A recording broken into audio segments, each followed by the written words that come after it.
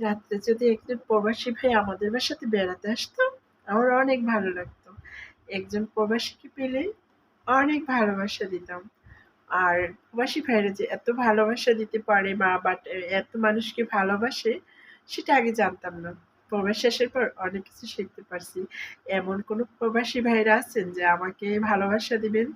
যদি এমন কোনো প্রবাসী ভাইরা থাকেন অবশ্যই ইনবক্সে কমেন্ট করবেন বা কমেন্টে বলবেন। আমাকে দেখতে কেমন লাগছে সেটাও বলবেন। আর আমার তো স্বপ্ন আমি প্রবাসী ভাইদেরই বউ হব।